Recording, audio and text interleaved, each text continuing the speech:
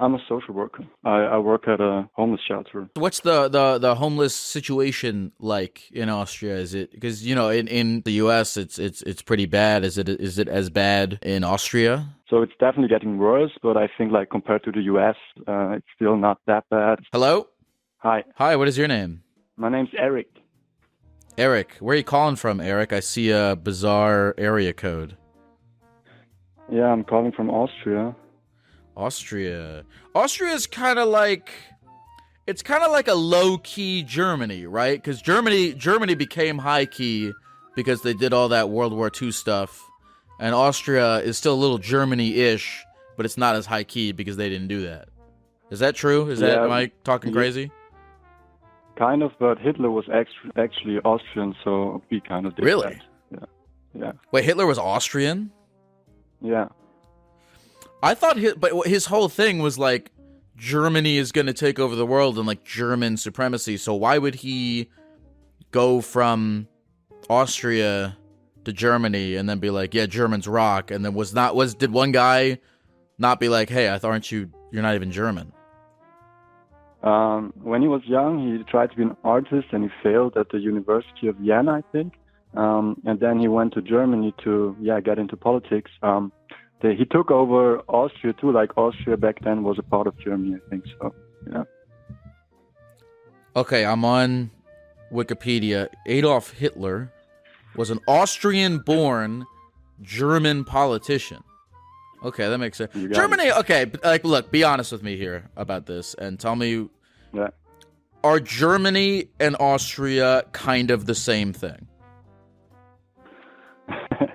I guess for the rest of the world, kind of, but here we definitely see some differences.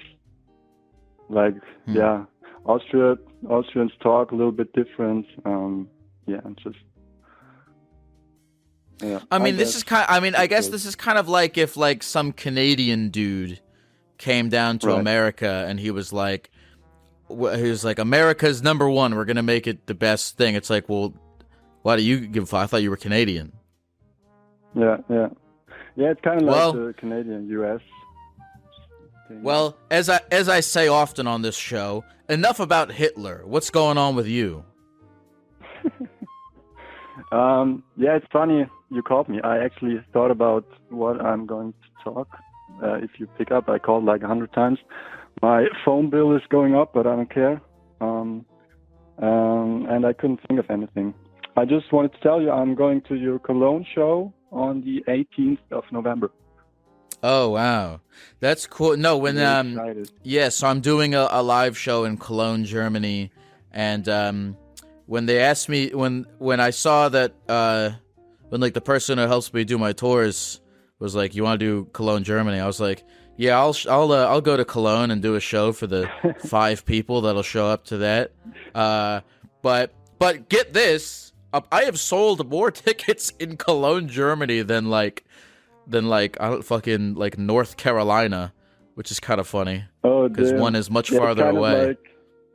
Yeah, it's closest to me, but still, like, it's going to be like an 8-9 hour car drive. So yeah.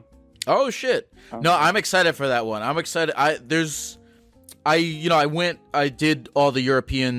big European tour last year, and I didn't hit Cologne. And I'm gonna show up there and be like, who the fuck are all these people in Cologne?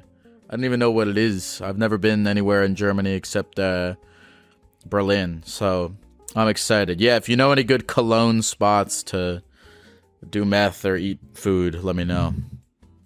Yeah, man. I need those spots too, I guess, when I'm there. I've never been to Cologne, so it's going to be the first time for both of us.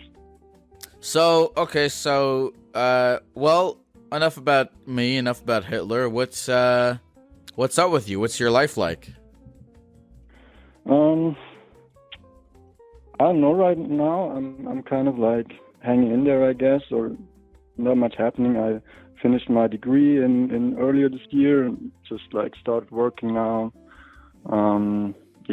Living with my girlfriend, like kind of like quiet life now, I guess. It's been kind of not that in the past. I'm enjoying it right now, yeah, I guess. Plan on traveling next year, moving away been here all my life, so yeah, ready for something new. How old are you? I'm 24. 24. And where are you gonna move to, you think? First, we plan on going like on big travel, I guess, like some world traveling type deal. Nice. You say that you feel like you're living a quiet life, yes? Yeah, now I do, yeah. Okay, now you do. When tell me about, was your life previously loud? Yeah, I guess you could say it like this, like until I found my girlfriend like 2 years ago, was just dealing throughout my teen years with a lot of mental health issues and drug use and stuff like that. And that all kind of, went to therapy, medication. I'm off medication now, done with therapy, and it's all good now. Very cool. How long were you? I mean, I don't know if you want to talk about any of this stuff. You don't have to if you don't want to. But were you like, how long were you struggling with that stuff before you began your quiet life? I guess like it all started like when I was 14, 15. Troubles at home. Trying drugs and just hanging out with different people. I had a big friend circle. I feel like it was like kind of like family, and we just went through everything together, I guess. A lot of bad times, but yeah. And this whole friend circle kind of broke apart when like major event happened, and since then I'm more alone, but I actually enjoy it. It's more peaceful, and yeah, I can take much more care of myself. So that happened there like 3 years ago, I think. 6 years I struggled pretty much, I would say. You feel like it's interesting to me because I don't know, I've been thinking, like, I always feel like the point of life is to, like, I guess have as many like relationships and human connections as possible. I don't know if that's the entire point of life, and everyone's a little bit kind of like wired differently in that regard in terms of how much human interaction they want to have. And for some people, you know, that stuff energizes them, and for other people it exhausts them. And you're telling me you're feeling like life without the big group of folks, you know, just kind of hanging out with your girlfriend, you're feeling happier and better that way. Yeah, I guess I still struggle with like loneliness. It's more like a lack of community, I think. And I live in a more rural part here, so it's not that, I would say, yeah, everyone knows everyone. And so I feel like I'm kind of done here, like also socially wise. So that's also a big reason why I want to go travel and meet new people, maybe find a community I'll fit in. And that's why I'm also open to moving somewhere else, because I got a desire to meet new people. And like you said, I still have a big wish for community and people I can connect to. I just lack that here a lot. But it's also, I also see the positive, I guess, because, yeah, like I said, I could take the time and the energy to focus more on myself in the time I really needed it. So. Yeah, I feel you, man. I'm trying to do stuff like that too. You know, form. You know, I mean, I got a whole internet thing, but I'm trying to form a little bit more, local community. I think that stuff is important. Yeah. Where all is on your travel list? We want to start like go east, so from Central Europe. Start in Georgia, like India, Nepal, Thailand, Philippines, maybe Korea, and also some places in the American continent, I guess, like Canada. I want to look at. I'm not too quite sure about the U.S., but also Central and Latin America. Yeah. Why are you not too sure about the United States? I don't know. I feel like it's so big, and I can't really figure out where to go. Yeah, it is a little big. It is a little big. I mean, I don't know. This place, you could just pick a place. You can go to Asheville, North Carolina. I don't know if you'll have a good time, but you can go there. Oh yeah, I'm gonna go to Asheville, North Carolina. What do you do for work? Do you have like a remote gig? What's that whole thing? I'm a social worker. Oh, okay. Do you work online, or do you like how are you gonna? I work at a homeless shelter, so pretty difficult to do that remote. Tell me about Yeah, no, sorry. Go ahead.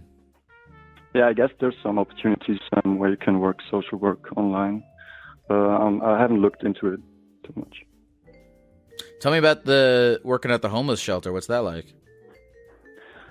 I always say, like, I think it kind of cured me too. Like, I struggled with depression and stuff, and just seeing, I worked there like for 2 or 3 years now. I worked during my education too, during my studies, and yeah, I feel like just meeting those people, and they still all got hope and smile on their face every day, but still lost everything, and that's really inspiring, and yeah, kind of cured me from being sad about stuff I was sad about, I think.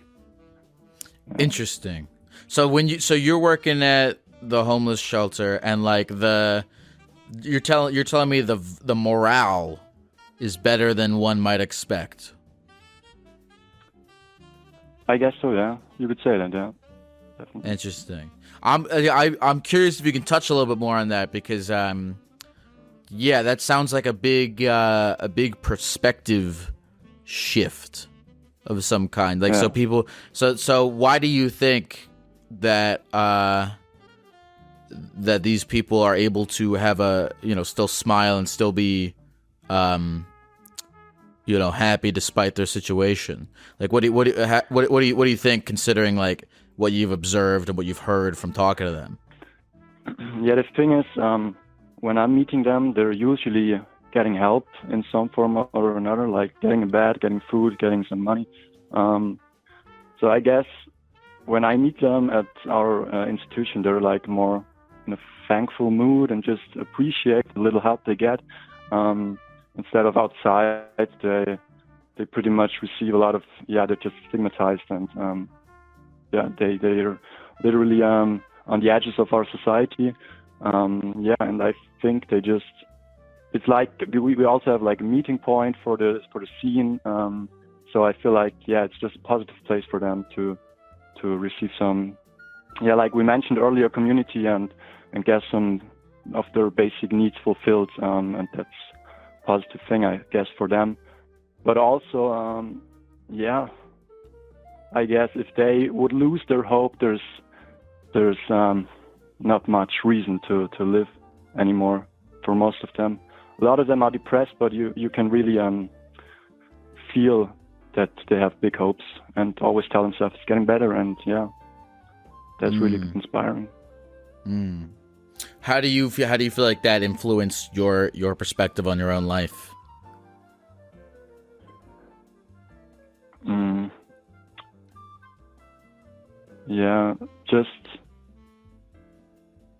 Just be thankful for what I got, I guess. I really started to appreciate the things I have way more.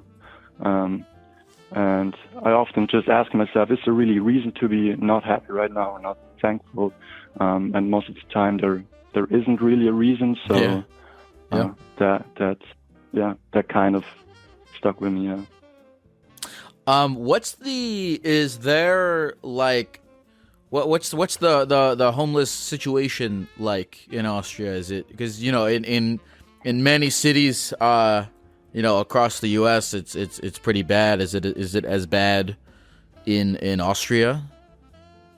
I think you could generally say we have a better social system, but you can feel that there's like shift, and we also, since COVID happened, have some, not so good economy, and the prices went up like hell, especially on living and food.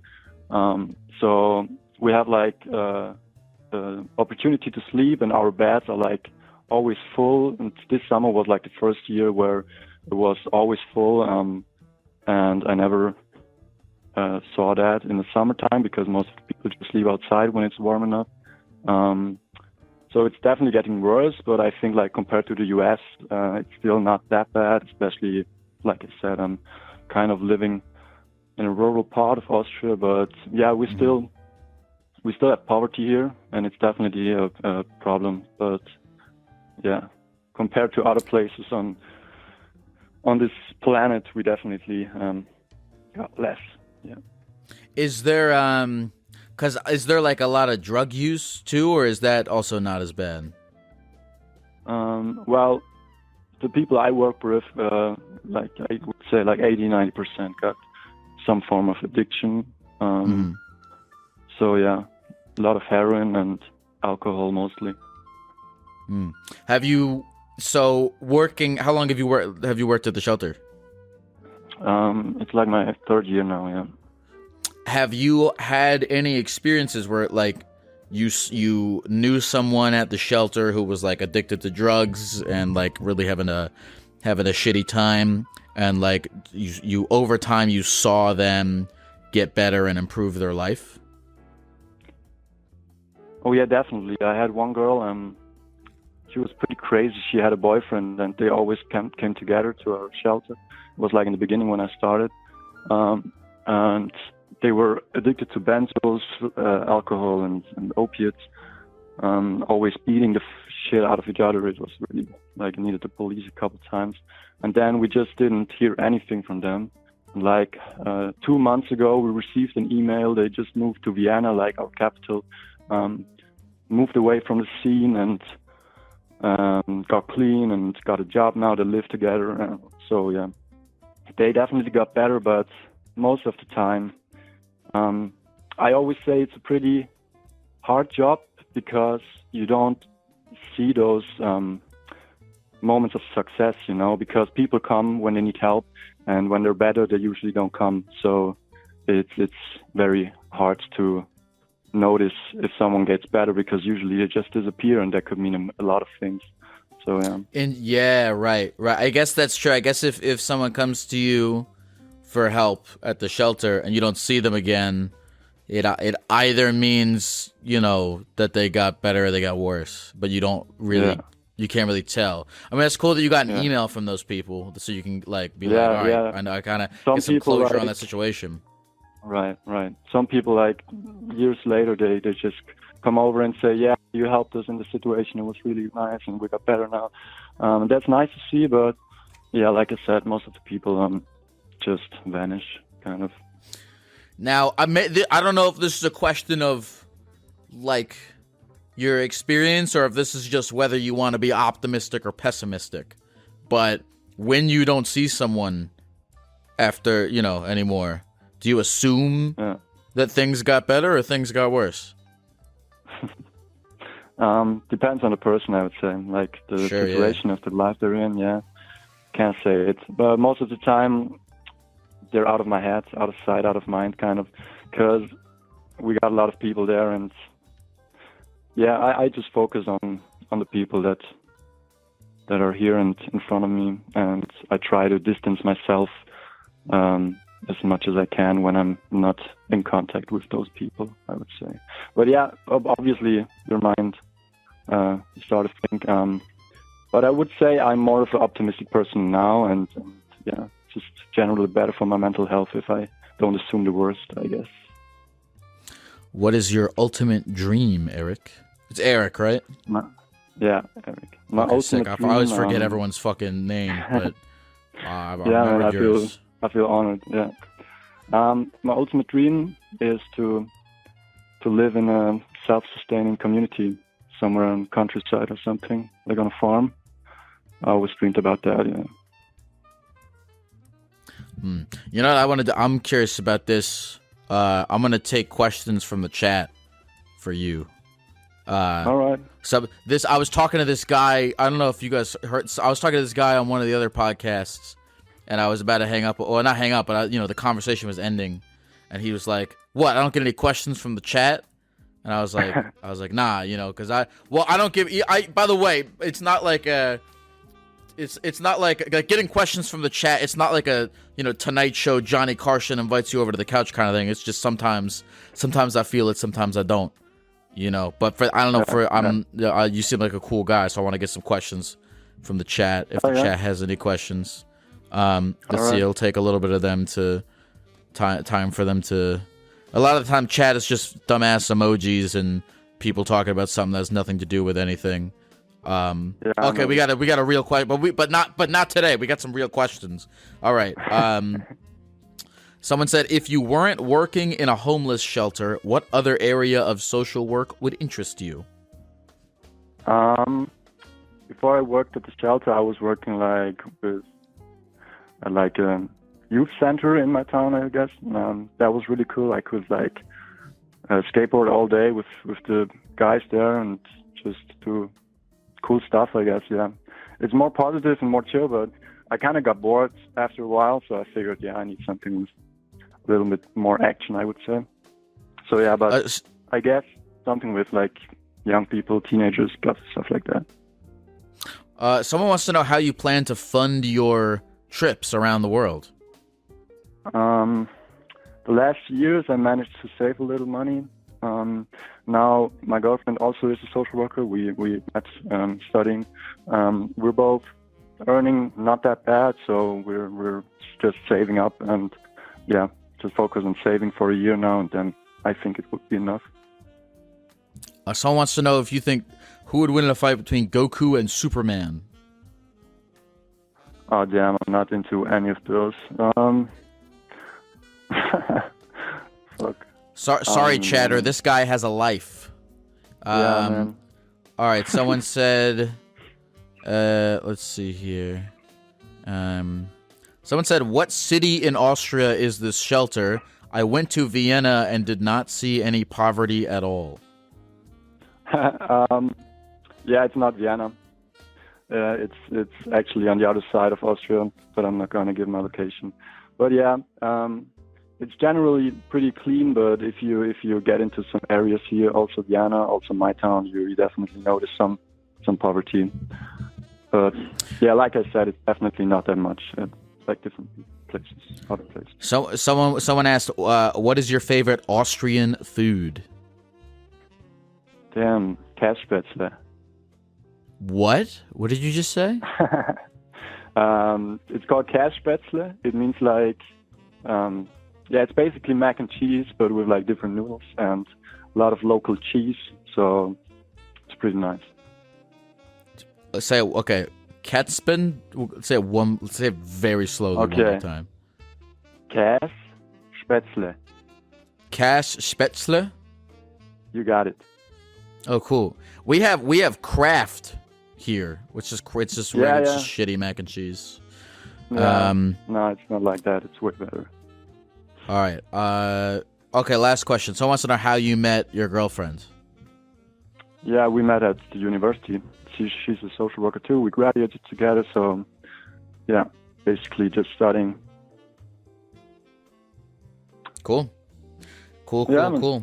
You seem like a cool guy, Eric. I hope that I like what you're doing. I'm glad you're out here doing real shit in the universe. You deserve all the mac and cheese you deserve all the weird Austrian mac and cheese that you can get your hands on.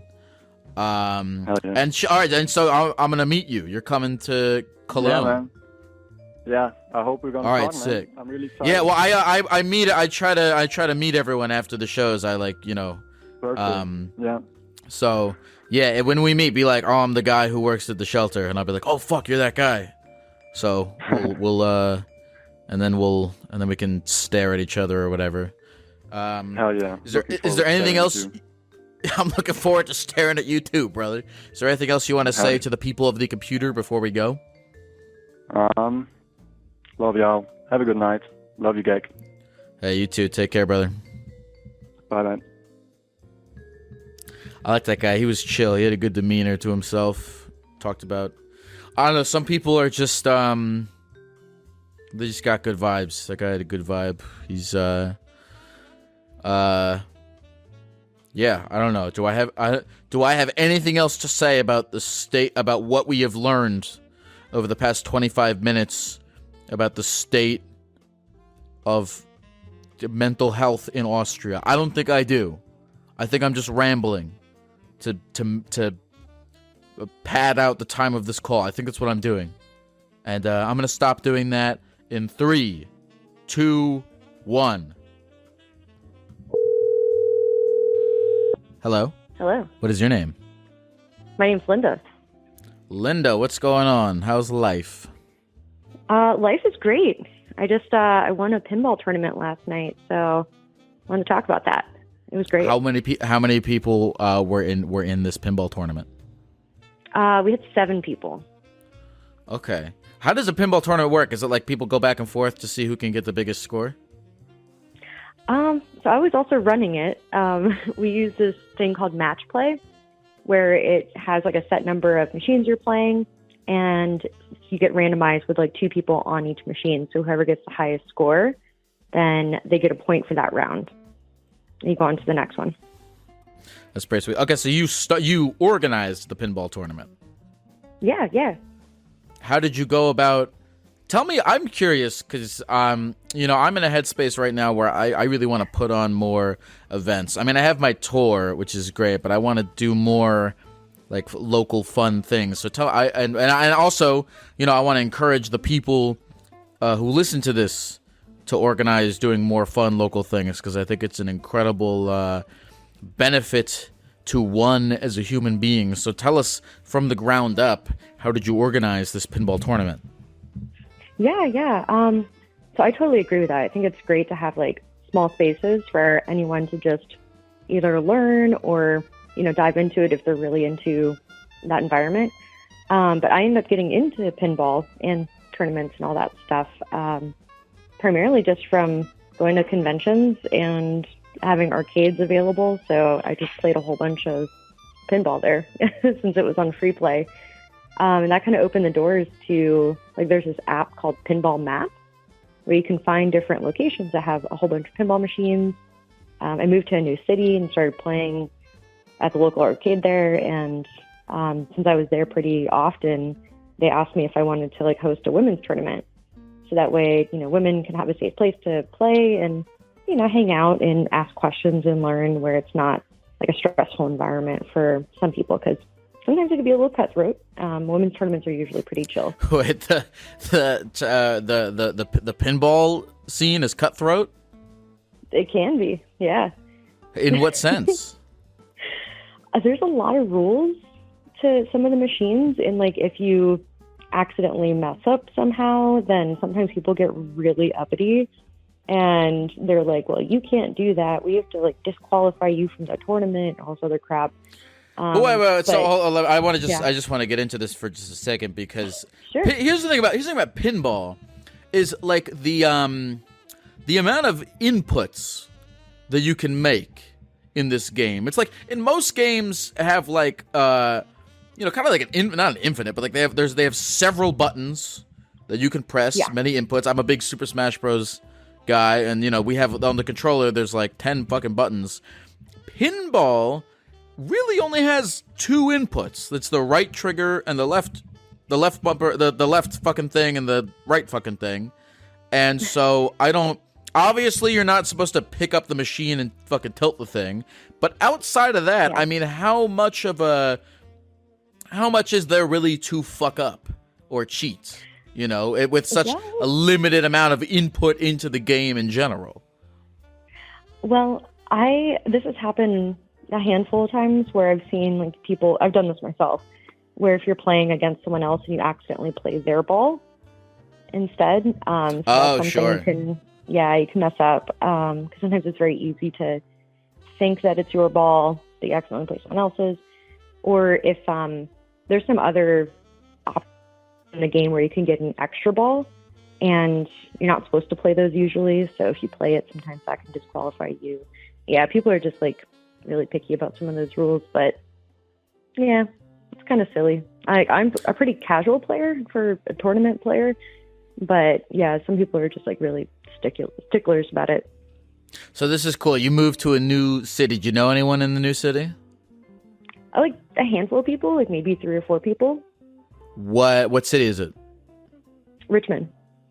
Richmond, Virginia. How does one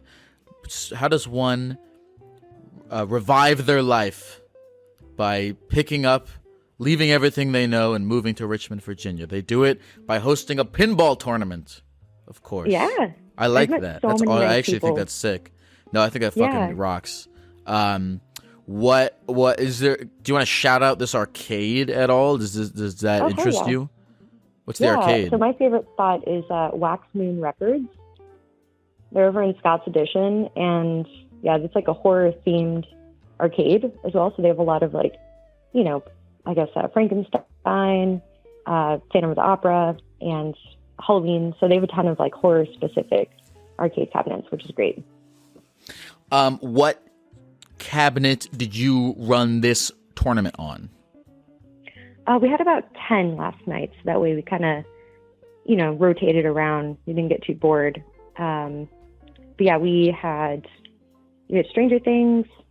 There was Iron Maiden. Venom was in the mix. Halloween, Phantom of the Opera, Frankenstein, and some other ones I forgot. I think Tales from the Crypt or something like that. I don't remember, but there's a couple of them. Which one's your favorite? Which one's my favorite of all time, or at that event, or at that? Let's go. I want of all time. Of all time, okay. My favorite of all time is Qbert. It's a pretty rare one. There's Qbert pinball. Yeah, dude. So that one came out a long time ago, and it has these like crazy inverted flippers at the bottom. So that one you could like royally mess up if you're playing. Ball. There's inverted. What do you mean inverted flipper? Oh, I see it. Oh, that's bizarre. Like an X at the bottom. Yeah. Yeah, that's really bizarre. It's really cool. It's inverted. It's like going to the left. Very interesting. Very interesting. That's that cool. One's Do they have that at? Play, but cool. Where do they have that? I've only seen it at this event called Pin Baltimore, which is up in Baltimore, of course. And that's the only place I've ever seen it. So it's kind of rare. Bro, hold the fucking phone.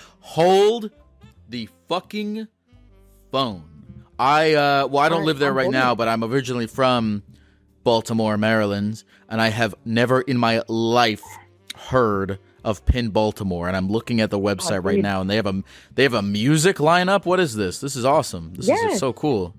Holy crap! I usually go every year, but this year they're not hosting it. But yeah, Pin Baltimore is over at Holy Free Holies in Hamden, Baltimore, so just north of Baltimore City. It's just like a bunch of local bands. Yeah. Holy Free Holies is like really great food and like at least like 50 to 70 pinball machines. They have like some crazy tournaments too. They do like split flipper tournaments. We have one person on the left, one on the right. So they get kind of creative with like the different types of tournaments there. It's really cool though. That is really cool. So you won the tournament, and you say you're a casual, you say you're a novice, but I personally believe that you are being humble because I mean you won the fucking tournament. Tell me this: what do you have any strategies that you want to share for maybe other pinball laymen who maybe they're on a date at an arcade, they want to impress their date with pinball skills. What should they do? What should they know? Yeah. So honestly, what I always tell new people, I always ask them if they want to learn about the machine, because otherwise I don't want to like mansplain, not cool. But I'll go ahead and let them know, like, try to slow down the ball as much as possible because you want to aim your shots. It's not like just hitting random stuff. Like every game does have a story to it where you can unlock certain things. Anything that's more of a stationary light, aim for that. If it's a blinking light, that's kind of like a bonus. And usually most games have like a skill shot option where you get a ton of points, or a multi-ball option. So I like to point those out. But there's usually a card in the bottom left corner that gives you some of the steps and instructions. So that way you get the most out of like how many quarters you're putting in the machine. But it's pretty cool. You can also watch games on YouTube to learn strategy. if you're interested. I don't really do that too much because I like learning as I go, a little more hands-on rather than just observing. But yeah, if you have any questions, though, I feel like asking other people what their strategy is while they're playing or like after they play, because you don't want to interrupt them while they're playing, can be really helpful. And I think everyone who really loves pinball, they light up when they get a chance to talk about it, like myself. So is that a pun? Oh yeah, no, it should have been though. But yeah, you say I flip out over it. So what? I guess if let's say someone's listening to this, they want to go to one of your pinball tournaments. When's the next one you're hosting? Is there a thing that you can follow, or because like I don't know when the next time I'm ever going to be in Richmond, Virginia is, but how can people follow these pinball tournaments? Yeah, for sure. I know Wax Moon, they post about it on their Instagram pretty often. So they do like a main monthly tournament for all walks of life, and then I host the women's tournament usually in the middle of the month. So, but yeah, we just started doing the women's tournament about a month ago. So it's very, very new. Welcome all people. But yeah, definitely worth checking out if you're in Richmond. I'm just curious about your actual life. What do you do, like for life? For life? Yeah, like, do you have a job? I do have a job. Yeah. So that, pays the bills. But I work for like a software company. I work remotely, and honestly, I love it. It's great, but it kind of forces me to go out and because I'm working from home, you don't really interact with people day to day, like face to face. So it encourages me to like go out and meet new people in the city. So got to fill that social meter. Rock and roll. Yeah. Well, thank you, Linda. Is there anything else you want to say to the people at the computer before we go? No, I think just keep being kind to yourself, and that can go a long way. Good night, Linda. All right. Bye, Jack. That was cool. I really like that call because that's this is kind of a theme I think about in my own life, and a theme that we kind of talk about on this podcast is like, how do you meet new people? How do you do? How do you become? How do you get involved in a community of some kind? Linda moves to Richmond, Virginia. I mean, what the fuck is going on in Richmond, Virginia? She moves there. She's got this work from home job. And, instead of sitting around and going, I'm in this fucking, I don't know how to get to meet anyone. Instead of moping around, Linda's like, let me start hosting fucking pinball tournaments. Just like, I love that. I love that kind of creative thinking, right? And now she's like the Don of women's pinball in Richmond, Virginia, which is the most specific fucking thing I think I could think of. And I think that's awesome, and I'm inspired by that. So I got to check out Also, I do like pinball. I've been looking for a while for the South Park pinball machine. I finally tried that at One Up, I think it's called, over in Denver, and that's sick. So maybe I'll go to a pinball tournament. I know they have those. What do you mean I know they have those? We just talked about it. Cool. No, I like this. Shout out Linda. Linda? Hello. How are you? I'm doing all right. I feel optimistic. I don't know why. I've been thinking a lot. I talk about this all the time, but I'll talk about it again. When I get like when I feel like depressed or whatever, I think to myself, I don't think life is about perspective. I think it's about like you either you have problems that are solved or not. And whatever's going on in your eternal brain, that has nothing to fucking do with anything, you idiot. And then I think, well, I think if I change my perspective a little bit, it does make me feel better. So I'm the version of myself that is talking to you right now, is optimistic about life, but we'll see how long that fucking lasts. But enough about me. What's up with you? What's going on? How can I get you today? Well, right now I've got some ribs in the oven, and I'm getting ready to go over to my parents' house to hang out with them and my sister-in-law and her little baby, so we'll do that later today. But right now I'm just chilling and saw your notification come up, and I was like, all right, today's the day. Today's the day. I'm going to get on the stream, and you picked up, so here we are. Well, let me ask you this. Is there anything in particular that you wanted to talk about? Yeah, I guess so. I don't know. I feel like I'm at a kind of a crossroads in my life just a bit. I don't know. I guess things are going pretty good. I've got a pretty solid job, and we're moving to a new place. It's just been a whirlwind of change and different things like that. So just kind of working through some stuff, but nothing end of the world. It's so funny. Every time I think I've texted a couple of times, and I'm like, I've literally used like ChatGPT to try and be like, ChatGPT, write a text that will get Geck's interest or something, so you can call me back, and it never comes up with anything. Well, I don't like that. Not anything to do with AI, but I just like, I don't think, you know, I mean, look, I get it. I understand that I try to take the phone calls that I think will be the most interesting. Right. Sure. But that's weird. That's turned this into, I don't want that to turn this into a competition to see who can be the most crazy. Thing. You know, yeah, because it's just feel better. If it makes you feel better. If you look back, I've texted pretty normal things. I never go with the ChatGPT thing. I'm just like pretty normal, like, what's up?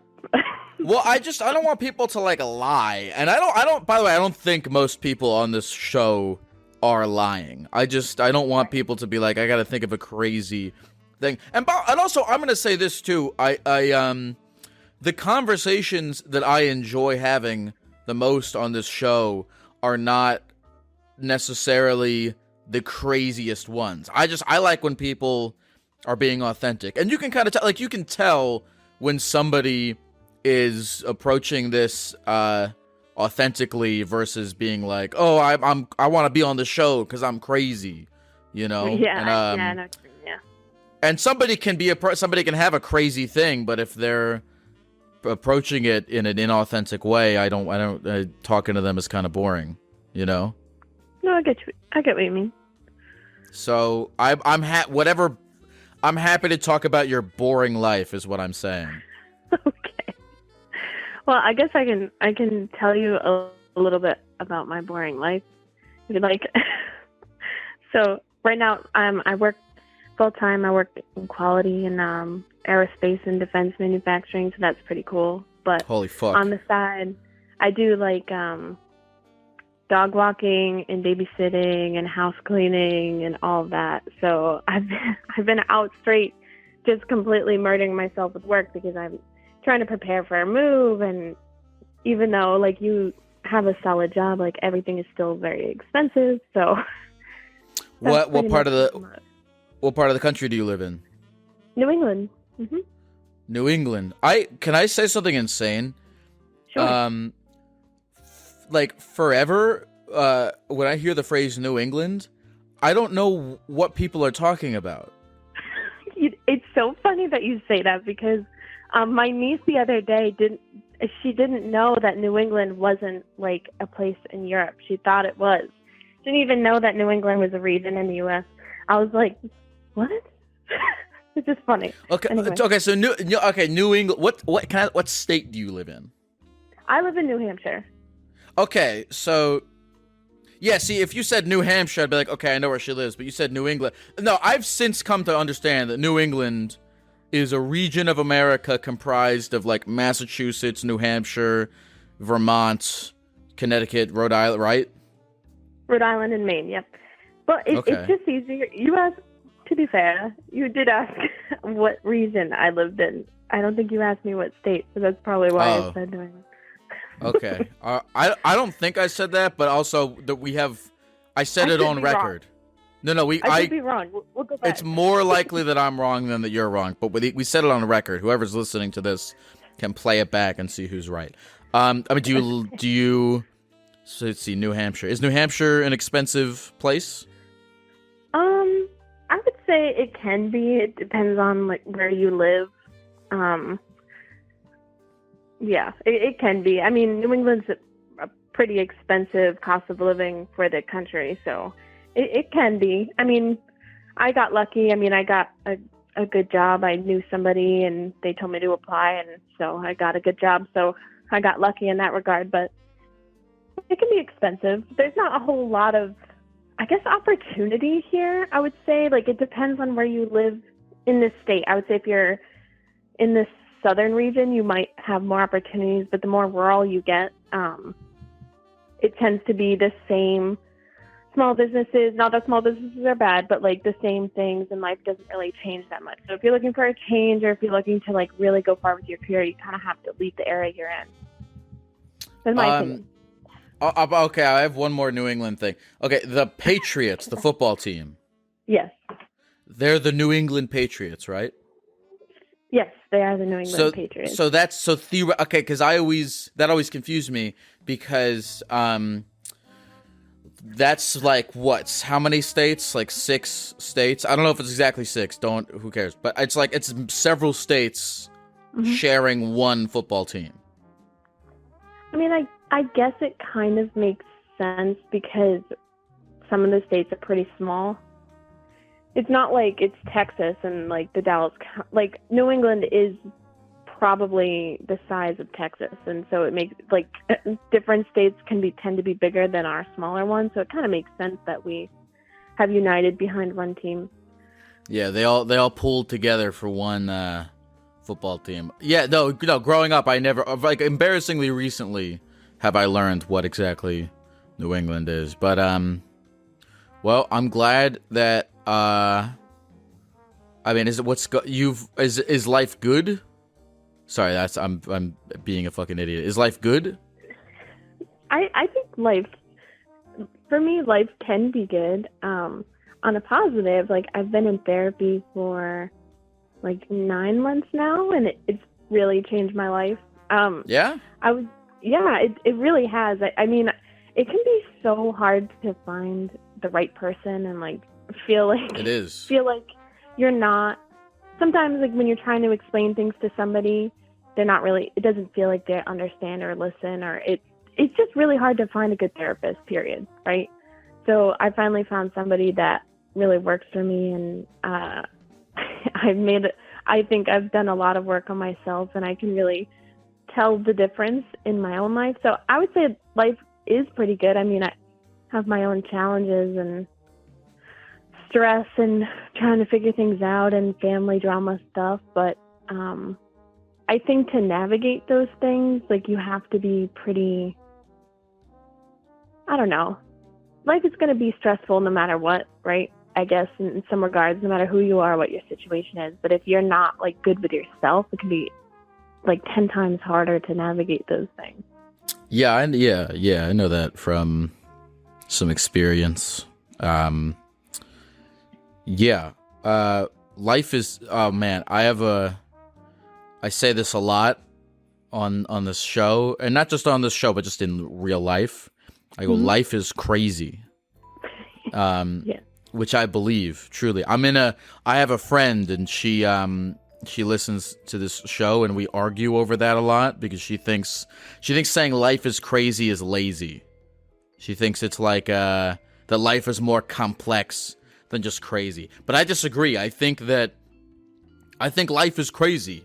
And I think that I believe that saying life is crazy is an acknowledgement of the complexities of life. I don't know how you feel about the term. I mean, I kind of agree, because I was listening to the podcast like a couple days ago, and you were probably going on about life is crazy, and I thought about it after I'd finished the episode. I'm like, no, it kind of is, because like I was driving down the street, and I was looking at buildings and like, you know, fancy buildings and pavement, and like all that is just like compressed earth, and we've like made all these fancy things and cars or whatever. It's just elements that we've combined to do certain things, and we've made like certain rules, and you do this and you do that, and like certain cultures and societies have different rights and different wrongs and different things. So like life is literally crazy if you really just want to dive deep into it. So it does make sense what you're saying. I don't know if I'd call it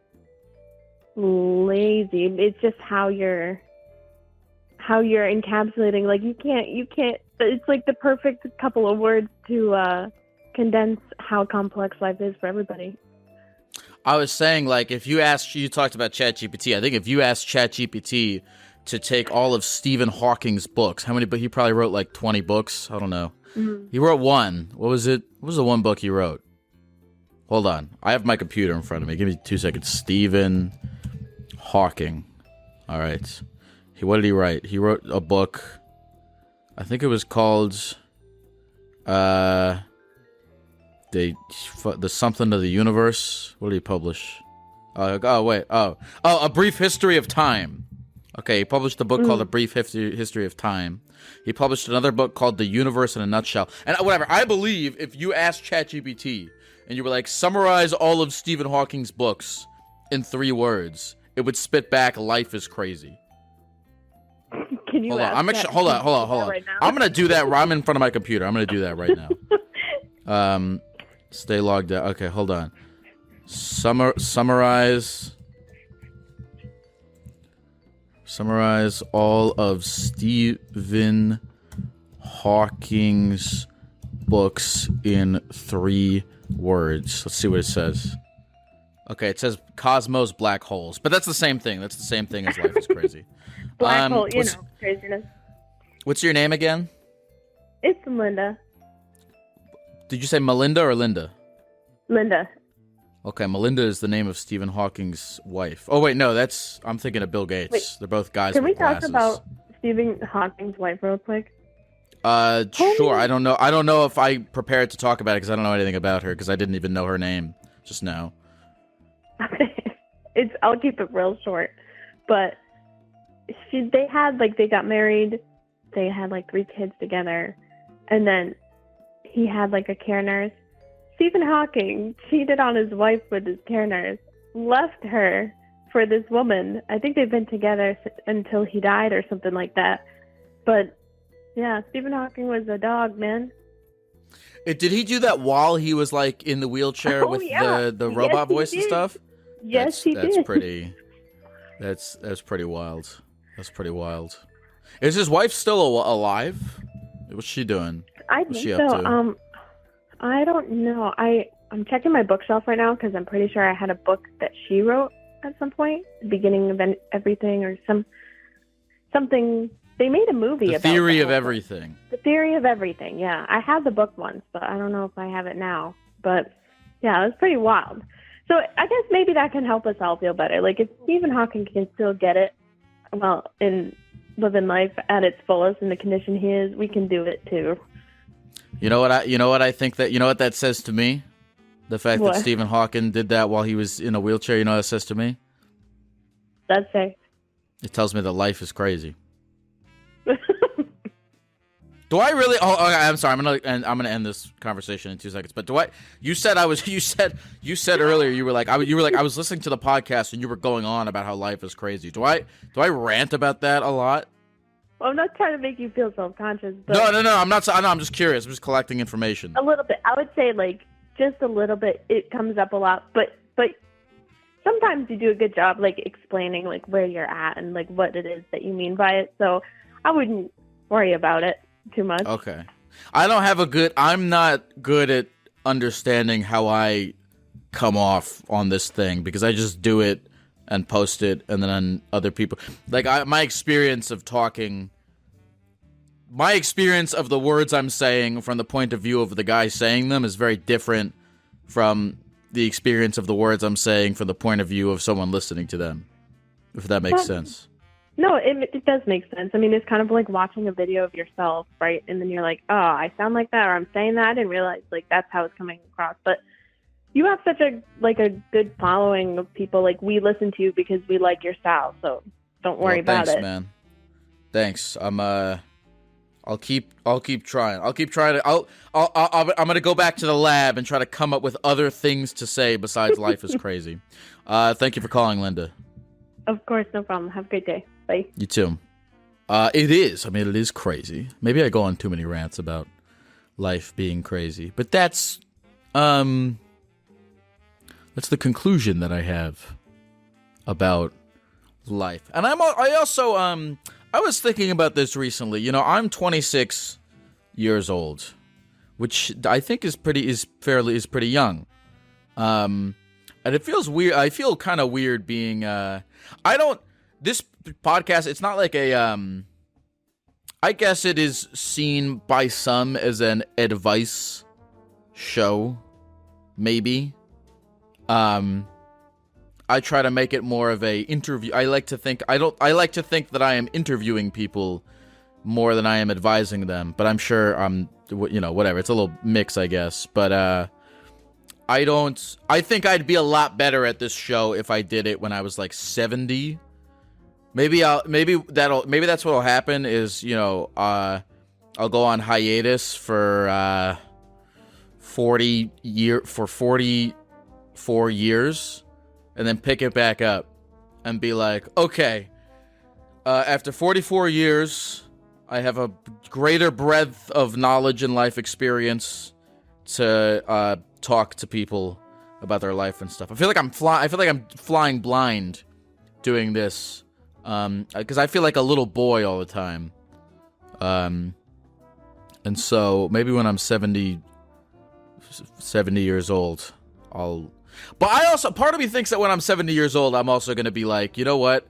After 44 years, which isn't that long, really, in the scope of time, it's really not that long. Part of me still believes that after 44 years, I'll have no further conclusions about life other than the fact that it is crazy. I don't think life is going to get less crazy in the next 44 years for anyone. But who knows?